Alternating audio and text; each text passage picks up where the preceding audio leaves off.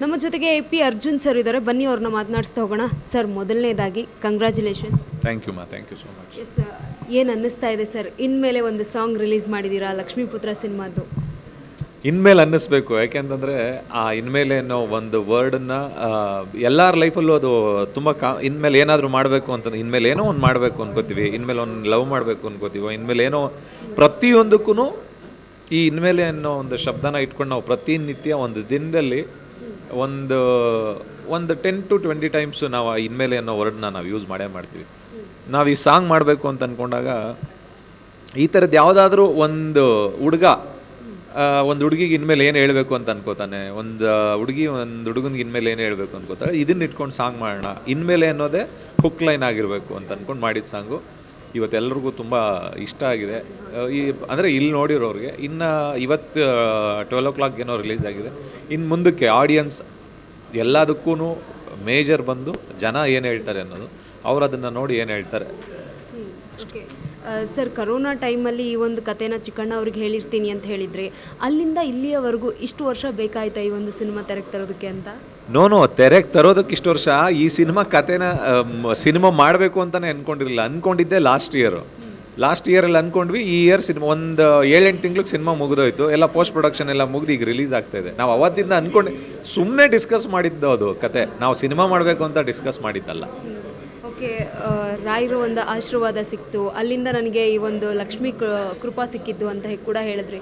ಏನು ಅನಿಸುತ್ತೆ ಸರ್, ಇವತ್ತು ರಾಯರ ಒಂದು ಆಶೀರ್ವಾದ ಸಿಕ್ಕಿದೆ ಒಂದು ಲಕ್ಷ್ಮೀಪುತ್ರ ಸಿನಿಮಾಗೆ? ಏನಿಲ್ಲ, ನಾನು ಯಾವಾಗಲೂ ಅಂದರೆ ಫಸ್ಟು ಗೊತ್ತಿರಲಿಲ್ಲ ನನಗೆ ಅಷ್ಟೊಂದು. ಯಾವಾಗಲೂ ಯಾರೋ ಒಬ್ಬರು ಹೇಳ್ತಾಯಿದ್ರು, ರಾಯರ ಹತ್ರಕ್ಕೆ ಹೋಗಿ ಬಾ ಒಂದ್ಸತಿ ಒಳ್ಳೇದಾಗುತ್ತೆ, ರಾಯರ ಹತ್ರಕ್ಕೆ ಹೋಗಿ ಬಂದರೆ ತುಂಬ ಒಳ್ಳೇದಾಗುತ್ತೆ ಅಂತ ಅಂದ್ಬಿಟ್ಟು. ಒಂದು ಸತಿ ನನಗೆ ಯಾವಾಗಲೂ ನನ್ನ ಮನಸ್ಸಿಗೆ ಅನ್ನಿಸ್ದಾಗ, ನನಗೆ ಯಾವತ್ತಿಗೂ ತುಂಬ ಮನಸ್ಸಿಗೆ ತುಂಬ ಭಾರ ಅಂತ ಅನಿಸಿದ್ದ ದಿನ ಒಂದಿನ ಕೇಳ್ದೇ ಹೋಗಿದ್ದು ನಾನು ರಾಯರ ಹತ್ರಕ್ಕೆ. ಅಲ್ಲಿಂದ ಬಂದಾದಮೇಲೆ ನಡೆದಿದ್ದೆಲ್ಲ ತುಂಬ ವಿಶೇಷವಾಗಿತ್ತು, ಮತ್ತು ಎಲ್ಲೂ ಕಷ್ಟಗಳನ್ನ ನಾನು ನೋಡಲೇ ಇಲ್ಲ. ಅಷ್ಟು ಈಸಿಯಾಗಿ ಕರ್ಕೊಂಡು ಹೋದ್ರು ರಾಯರು. ಓಕೆ, ಇನ್ಮೇಲೆ ಸಾಂಗ್ಗೆ ಸಾಹಿತ್ಯ ಬರೆದಿರೋದು ಕೂಡ ನೀವೇ.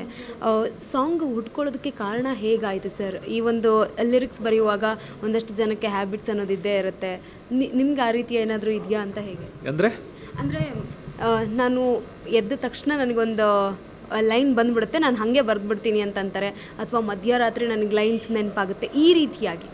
ನಾನು ಆ ರೀತಿ ಯಾವುದು ಮಧ್ಯರಾತ್ರಿ ಆ ಥರದ್ದು ಯಾವುದು ಬರೆದಿಲ್ಲಮ್ಮ. ಅಂದರೆ ನನಗೇನು ಆ ಸಾಂಗ್ ಅನ್ನಿಸ್ಬೇಕು ಅವಾಗ. ಒಂದೊಂದು ಸತಿ ನಾನು ಒಂದೊಂದು ತಿಂಗಳಾದ್ರೂ ಅದನ್ನು ಹಂಗೆ ಇಟ್ಟಿರ್ತೀನಿ, ಅದನ್ನು ನನಗೇನೋ ಅನ್ನಿಸ್ಬೇಕಂತ ಬರೆದಿರಲ್ಲ. ಒಂದೊಂದು ಸತಿ ಏನಾಗುತ್ತೆ ಅಂತಂದರೆ 1 hour 2 hours ಮುಗ್ದೋಗಿರುತ್ತೆ ಆ ಸಾಂಗು. ಅಂತಂದರೆ ಆ ಸಾಂಗ್ ತಗೊಳುತ್ತದು ಬೇಕು ಅಂತಂದಾಗ, ಯಾವುದೋ ಒಂದು ಆ ಸಾಂಗ್ ಟ್ಯೂನ್ ಆಗ್ಬೋದು, ಇಲ್ಲ ಆ ಸಿಚುವೇಶನ್ ಆಗ್ಬೋದು, ಒಂದು ಇನ್ನೋಸೆನ್ಸ್ ಏನಿರುತ್ತಲ್ಲ ಅದು ತೊಗೊಂಡು ಹೋಗುತ್ತೆ. ಒಂದೊಂದು ಸತಿ 1 ತಿಂಗಳು 2 ತಿಂಗಳಾದ್ರೂ ಸಾಂಗ್ ಆಗಿರಲ್ಲ, ಒಂದೊಂದು ಸತಿ 1 hour 2 hours ಸಾಂಗ್ ಮುಗ್ದೋಗುತ್ತೆ. ಈ ಸಾಂಗ್ ಹಂಗೆ ಆಗಿದ್ದು. ನಾನೇನೋ ಒಂದು ಚೀಟಿಲಿ ಬರೆದು ಕೊಟ್ಟೆ ಅರ್ಜುನ್ ಜನ್ಯಾಗಿ, ಈ ಥರದ್ದು ಹಿಂಗೆ ಒಂದು 4-5 ಲೈನ್ ಬೇಕಂತ ಅಂದ್ಬಿಟ್ಟು ಅವ್ರು ಅದನ್ನು ಅಲ್ಲೇ ಕೂತ್ಕೊಂಡು ಅದನ್ನೊಂದು ಕಂಪೋಸ್ ಮಾಡಿದ್ರು, ಸಾಂಗ್ ಮುಗಿತು. ಸೊ ಫೈನಲಿ ಇವತ್ತು ಚಿಕ್ಕಣ್ಣ ಅವ್ರ ಬರ್ತ್ಡೇ, ಇವತ್ತೇ ಈ ಒಂದು ಸಾಂಗ್ ರಿಲೀಸ್ ಮಾಡಿದ್ದೀರಾ. ಅವರು ಏನು ಹೇಳಿದ್ರು? ಅಂದರೆ ಏನಾದರೂ ಒಂದು ವಿಶೇಷತೆಗೆ ಆ ದಿನಕ್ಕೆ ಏನಾದರೂ ಒಂದು ನಾವು ಮಾಡಲೇಬೇಕು. ಇವತ್ತು ಅವ್ನು ಹುಟ್ಟಿದಬ್ಬ ಆಗಿರೋದ್ರಿಂದ ಈ ಸಾಂಗ್ ಒಂದು ಗಿಫ್ಟ್ ಅಂತ ಅವನ ಹುಟ್ಟಿದಬ್ಬಕ್ಕೆ. ಇಲ್ಲಿಂದ ನಮ್ಮ ಲಕ್ಷ್ಮೀಪುತ್ರ ಪ್ರಮೋಷನ್ ಶುರುವಾಗುತ್ತೆ, ಆದಷ್ಟು ಬೇಗ ರಿಲೀಸಿಗೆ ಬರ್ತೀವಿ. ಸರ್, ಸಾಂಗ್ ಪೂರ್ತಿ ಗಮನಿಸಿದಾಗ ಒಂದು ಕಡೆ ರಾಮನಗರದ ಒಂದು ಚಿತ್ರಣಗಳಾಗಿರ್ಬೋದು, ಅಥವಾ ಮಂಡ್ಯ ಕಡೆ ಚಿತ್ರಣ ಆಗಿರ್ಬೋದು, ಜೊತೆಗೆ ಮೈಸೂರಿನ ಒಂದಷ್ಟು ಕ್ಲಿಪ್ಸ್ಗಳನ್ನು ನಾವು ನೋಡಿದ್ದೀವಿ. ಈ ಯಾವ ಭಾಗದಲ್ಲಿ ಈ ಒಂದು ಸಿನಿಮಾ ತೆರೆಗೆ ಹೆಚ್ಚಾಗಿ ಬಂದಿರೋದು, ಮತ್ತು ಭಾಷೆ ಯಾವುದಿದೆ ಸರ್ ಹೆಚ್ಚಾಗಿ? ಮಂಡ್ಯ ಭಾಷೆಯಲ್ಲಿರುವಂಥ ಸಿನಿಮಾ ಇದು. ಪೂರ್ತಿ ಮಂಡ್ಯ ಸುತ್ತಮುತ್ತ ನಡೆಯುವಂಥ ಒಂದು ಕತೆ ಇದು. ಅಂದರೆ ಈ ಲೊಕೇಶನ್ಸ್ ಅಂತ ಬಂದಾಗ ಎಲ್ಲೆಲ್ಲಿ ಚೆನ್ನಾಗಿದೆ ಅಲ್ಲೆಲ್ಲ ಹೋಗಿ ಶೂಟ್ ಮಾಡ್ತೀವಿ. ಬಟ್ ಈ ಸಿನಿಮಾ ನಡೆಯೋದು ಮಂಡ್ಯದಲ್ಲಿರುವಂಥ ಒಂದು ಕೆರಗೋಡು ಗ್ರಾಮ ಅನ್ನೋ ಥರದ್ದು ಒಂದು ಊರು. ಆ ಊರು ಸುತ್ತಮುತ್ತ ಅವ್ರ ಫ್ರೆಂಡ್ಸು, ಮತ್ತು ಅವನ ಫ್ಯಾಮಿಲಿ, ಮತ್ತು ಅವನ ಲವ್ವರ್, ಮತ್ತು ಅವನಪ್ಪ, ಅವನಮ್ಮ, ಮತ್ತು ಇವ್ರ ಸುತ್ತಮುತ್ತ ನಡೆಯುವಂಥ ಒಂದು ಕತೆ. ಓಕೆ, ನ್ಯಾಚುರಲ್ ಸ್ಟಾರ್ ಚಿಕ್ಕಣ್ಣ ಅವರನ್ನು ಯಾವ ರೀತಿಯಾಗಿ ನ್ಯಾಚುರಲ್ ಆಗಿ ತೆರೆ ಮೇಲೆ ತಂದಿದ್ದೀರಾ ಸರ್? ಇಲ್ಲ, ಅಂದರೆ ಅವನು ಫಸ್ಟಿಂದನೂ ಅಷ್ಟೇ, ಅವ್ನು ನ್ಯಾಚುರಲ್ ಆಗೇ ಆ್ಯಕ್ಟ್ ಮಾಡ್ತಾನೆ. ಯಾವಾಗ್ಲೂ ಅವನು ಕಾಮಿಡಿ ಮಾಡಬೇಕಾದ್ರೂ ಕಾಮಿಡಿ ಮಾಡ್ತಾ ಇದ್ದಾನೆ ಅಂತ ಅನ್ಸಲ್ಲ. ಬಟ್ ಸಿನಿಮಾದಲ್ಲಿ ನೋಡಿದಾಗ ನಗು ಬರುತ್ತೆ. ಇಲ್ಲೂ ಅಷ್ಟೇ. ಏನಂತಂದರೆ ಯಾವುದೇ ಸೀನ್ಗಳಾದ್ರೂ ತುಂಬ ಟೈಮ್ ಏನು ತಗೋತಾ ಇರಲಿಲ್ಲ. ಯಾಕೆ ಅಂತಂದರೆ ಸ್ಕ್ರಿಪ್ಟ್ ಲೆವೆಲಿಂದನೇ ಜೊತೆಲಿ ಇದ್ದಿದ್ದರಿಂದ ಆ ಥರದ್ದೇನಾಗಲಿಲ್ಲ. ತುಂಬ ಈ ಸಿನಿಮಾ ನೋಡಿದಾಗ ಇನ್ನೊಬ್ಬ ಬೇರೆ ಚಿಕ್ಕಣ್ಣನ ಖಂಡಿತವಾಗ್ಲೂ ನೋಡ್ಬೋದು. ಓಕೆ, ತಾರಮ್ಮ ಕೂಡ ಹೇಳ್ತಾ ಇದ್ರು ಇಬ್ಬರು ಅರ್ಜುನ್ ಇದ್ದಾರೆ ಅಂತಂದರೆ ಆ ಚಿತ್ರ ಗೆದ್ದೇ ಬಿಡುತ್ತೆ ಅಂತ. ಅರ್ಜುನ್ ಸರ್ ಅವರು ಕಂಪೋಸ್ ಮಾಡಿದ್ದಾರೆ, ಅವ್ರ ಬಗ್ಗೆ ಏನು ಹೇಳ್ತೀರಾ ಸರ್, ನಿಮ್ಮ ಸ್ನೇಹಿತನ ಬಗ್ಗೆ? ನನ್ನೊಂದು ಒಂದು 20 ವರ್ಷದ ಸ್ನೇಹ, ಅವತ್ತಿಂದ ಇವತ್ತಿನವರೆಗೂ ನಾನು ನನ್ನ ಡೈರೆಕ್ಷನಲ್ಲಿ ಸಿನಿಮಾ ಮಾಡೋಕ್ಕಾಗಲೇ ಇಲ್ಲ. ಒಂದಿನ ನನ್ನ ಪ್ರೊಡಕ್ಷನ್ ಮಾಡಬೇಕು ಅಂತ ಅಂದ್ಕೊಂಡಾಗ ಒಂದು ಸರಿ ಕಾಲ್ ಮಾಡಿದೆ, ಹಿಂಗೆ ಸಿನಿಮಾ ಮಾಡ್ತಾಯಿದ್ದೀನಿ, ಮ್ಯೂಸಿಕ್ ಮಾಡ್ತೀಯ ಅಂತ ಅಂದ್ಬಿಟ್ಟು. ನೀನು ಅದನ್ನು ಕೇಳಲೇಬೇಡ, ನೀನು ನನ್ನ ಹೆಸರಾಕೋ ನಾನು ಮಾಡ್ತೀನಿ ಅಂತಂದ್ಬಿಟ್ಟು ಸಿನಿಮಾ ಶುರುವಾಗಿದ್ದು. ತುಂಬ ಅದ್ಭುತವಾದಂಥ ಕಂಪೋಸಿಷನ್, ಎಲ್ಲ ಸಾಂಗ್ಸ್ಗಳು ತುಂಬ ಬ್ಯೂಟಿಫುಲ್ ಆಗಿದೆ. ಸರ್, ಫೈನಲ್ ಆಗಿ ವಂದಿತಾ ಗೌಡ ಅವ್ರ ಬಗ್ಗೆ ಏನು ಹೇಳ್ತೀರಾ, ಮತ್ತು ಅವ್ರ ಪಾತ್ರದ ಬಗ್ಗೆ, ಹಳ್ಳಿ ಹುಡುಗಿ ಪಾತ್ರ ಕಾಣಿಸ್ತಾ ಇರುವಂಥದ್ದು? ವಂದಿತಾ ಬಂದು ಮಂಡ್ಯದವರೇ, ಮಂಡ್ಯದ ಹತ್ರ ಬೆಸಗರಳ್ಳಿ ಅಂತ ಅವ್ರ ಊರು. ನನಗೆಲ್ಲೋ ಒಂದು ಕಡೆ CCL ಒಂದು ಮ್ಯಾಚ್ ನಡಿಬೇಕಿದ್ರೆ ನನಗೆ ಪರಿಚಯ ಆಗಿದ್ದು. ಆವಾಗ ನನಗೆ ಯಾವುದಾದ್ರೂ ಪಾತ್ರ ಇದ್ದರೆ ಕೊಡಿ ಸರ್, ನಿಮ್ಮ ಇದರಲ್ಲಿ ಮಾಡಬೇಕು ಅಂತಂದಾಗ ನಾನು ಈ ಸಿನಿಮಾಗೆ ಹೀರೋಯಿನ್ನ ಹುಡುಕ್ತಾ ಇರಬೇಕಾದ್ರೆ ಅವ್ರಿಗೆ ಕಾಲ್ ಮಾಡಿ ಒಂದು ಸ್ಕ್ರೀನ್ ಟೆಸ್ಟ್ ಅಂತ ಮಾಡಿದ್ವಿ. ಒಂದಷ್ಟು ರಿಹರ್ಸಲ್ಗಳಾಯಿತು, ಮತ್ತು ಆಮೇಲೆ ಪ್ರಾಕ್ಟೀಸ್ಗಳೆಲ್ಲ ಆದಾಗ ತುಂಬ ಚೆನ್ನಾಗಿ ಮಾಡ್ತಾಯಿದ್ರು. ಎಕ್ಸ್ಪ್ರೆಷನ್ ಒಂದು ಇನೋಸೆನ್ಸ್ ಇದೆ, ಹೊಸ ಹುಡುಗಿ ಆಗಿರೋದ್ರಿಂದ, ಹೀರೋಯಿನ್ ಆಗಿ ಫಸ್ಟ್ ಟೈಮ್ ಮಾಡ್ತಾ ಇರೋದ್ರಿಂದ ಒಂದು ಇನೋಸೆನ್ಸ್ ಅಂತೂ ಇದೆ. ತುಂಬ ಬ್ಯೂಟಿಫುಲ್ಲಾಗಿ ಮಾಡಿದಾಳೆ ಆ ಹುಡುಗಿ. Thank you so much. Yes, ಇದೇ ರೀತಿಯಾಗಿ ನಿಮ್ಮ ಇನ್ಮೇಲೆ ಸಾಂಗ್ ಕೂಡ ರಿಲೀಸ್ ಆಗಲಿ, ಅಲ್ಲ ಸಾಂಗ್ ಹಿಟ್ ಆಗಲಿ ಕೇಳ್ತೀನಿ ಸರ್. ಎಸ್ ಸರ್, ನಿಮ್ಮ ಒಂದು ಈ ಇನ್ಮೇಲೆ ಸಾಂಗ್ ಹೇಳಿರುವಂತಹ ಸಿಂಗರ್ಸ್ಗಳ ಬಗ್ಗೆ ಏನು ಹೇಳ್ತೀರಾ? ಪೃಥ್ವಿ ಅವರು ಮತ್ತು ದರ್ಶನ್ ಅವ್ರ ಬಗ್ಗೆ. ದರ್ಶನ್ ಅವ್ರು ಬಂದು ಉತ್ತರ ಕರ್ನಾಟಕದ ಒಬ್ಬ ಹುಡುಗ, ಸರಿಗಮಪ ಅಲ್ಲಿ ರನ್ನರ್ ಅಪ್ ಆಗಿದ್ರು. ನಾವು ತುಂಬ ಒಂದು 4-5 ಜನ ಸಿಂಗರ್ಸ್ ಕೈಯಲ್ಲಿ ಈ ಸಾಂಗನ್ನ ಆಡಿಸಿದ್ವಿ.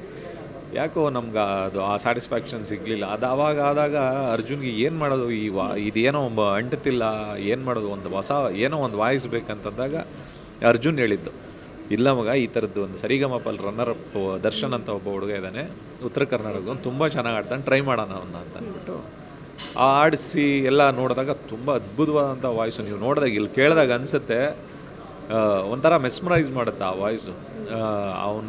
ಒಂದು ಏನೋ ಒಂದು ಫೀಲ್ ಇದೆ ಅವನ ವಾಯ್ಸಲ್ಲೇ. ಹಂಗಾಗಿ ಈ ಸಾಂಗ್ ಇವತ್ತು ಇಷ್ಟೊಂದು ಚೆನ್ನಾಗಿ ಕೇಳ್ತಾ ಇದೆ. ಒಳ್ಳೆ ಪ್ರತಿಭಾವಂತ. ಈ ಒಂದು ಮೊದಲನೇ ಸಾಂಗಲ್ಲಿ ಇಂಥದ್ದೊಂದು ಸಾಂಗ್ ಸಿಕ್ಕಿರೋದ್ರಿಂದ ನಿಜವಾಗ್ಲೂ ಅವನ, ಯಾಕೆಂತಂದರೆ ಇದರಲ್ಲಿ ನಾವೇನು ಇಂಟ್ರಡ್ಯೂಸ್ ಮಾಡ್ತಾಯಿದ್ದೀವಿ ಅನ್ನೋದಕ್ಕಿಂತ ಅವನ ವಾಯ್ಸ್ ಅದ್ಭುತವಾಗಿದೆ. ಮತ್ತು ಈ ಸಿನಿಮಾಯಿಂದ ಒಂದು ಒಳ್ಳೆ ಧ್ವನಿ ಕರ್ನಾಟಕಕ್ಕೆ ಪರಿಚಯ ಆಗ್ತಾಯಿದೆ. ಎಲ್ಲರೂ, ಇಡೀ ಕನ್ನಡದ ಎಲ್ಲ ಯಾರ್ಯಾರು ಹಾಡನ್ನು ಕೇಳುವಂಥ ಪ್ರೇಕ್ಷಕರಿದ್ದರು, ಸಿನಿಮಾ ನೋಡುವಂಥ ಪ್ರೇಕ್ಷಕರಿದ್ದರು, ಹೊಸ ಪ್ರತಿಭೆಗಳಿಗೆ ಪ್ರೋತ್ಸಾಹಿಸಿ. ನಾನು ನನ್ನ ಸಿನಿಮಾಗಳಲ್ಲಿ ಹೊಸಬ್ರನ್ನ ಇವತ್ತಿಗೇನು ಮೊದಲಲ್ಲ, ಇದಕ್ಕಿಂತ ಮುಂಚೆಯಿಂದನೂ ಹೊಸಬ್ರೆಲ್ಲ ಬಂದಿದ್ದಾರೆ. ಇದರಲ್ಲೂ 3 ಜನ ಹೊಸಬ್ರು, ಡೈರೆಕ್ಟ್ರು ಹೊಸಬ್ರು, ತಿರ್ಗದಾದಮೇಲೆ ಹೀರೋಯಿನ್ ಹೊಸಬ್ರು, ಅದಾದಮೇಲೆ ಇವತ್ತು ಇಂಟ್ರಡ್ಯೂಸ್ ಮಾಡಿರೋ ದರ್ಶನ್ ಮೆಳವಂಕಿ ಅಂತಂದ್ಬಿಟ್ಟು ಇವತ್ತು ಆಡಿರುವಂಥ ಗಾಯಕನು ಕೂಡ ಹೊಸಬ. ಎಲ್ರಿಗೂ ಒಳ್ಳೆಯದಾಗಲಿ ಅಂತ ಹೇಳಿ. ಸರ್, ಒಂದು ಮಾತಂತೂ ಸ್ಪಷ್ಟ ಸರ್, ಯಾಕಂತಂದ್ರೆ ನಿಮ್ಮ ಬ್ಯಾನರಲ್ಲಿ ಏನು ಬಂದಿರ್ಬೋದು ಅಥವಾ ನಿಮ್ಮ ಚಿತ್ರದಲ್ಲಿ ಏನು ಬಂದಿದ್ದಾರಲ್ಲ ಅವರೆಲ್ಲ ಸೂಪರ್ ಡೂಪರ್ ಹಿಟ್ ಆಗಿರೋವಂಥವ್ರೆ. ಫಾರ್ ಎಕ್ಸಾಂಪಲ್ ವಿರಾಟ್ ಅವರಾಗಿರ್ಬೋದು ಅಥವಾ ಶ್ರೀಲೀಲಾ ಅವರಾಗಿರ್ಬೋದು, ತುಂಬ ಒಂದು ಬಾಲಿವುಡ್ ಮಟ್ಟಕ್ಕೆ ಹೋಗಿದ್ದಾರೆ, ಬೆಳೀತಾ ಇದ್ದಾರೆ, ಅಲ್ಲೂ ಕೂಡ ಸಿನಿಮಾ ಮಾಡ್ತಾ ಇದ್ದಾರೆ. ಈ ಇಬ್ಬರು ಕಲಾವಿದರು ಕೂಡ ಅದೇ ರೀತಿ ಹೋಗಲಿ ಅಂತ ನಾನು ಆಶಿಸ್ತೀನಿ. Thank you so much. Thank you. Yes, ಇದಾಗಿತ್ತು AP ಅರ್ಜುನ್ ಅವರ ಮಾತು. ಕ್ಯಾಮ್ರಾ ಪರ್ಸನ್ ರಾಜು ಜೊತೆ ಗಂಗಾ ಜಾಧವ್, ಬೆಂಗಳೂರು.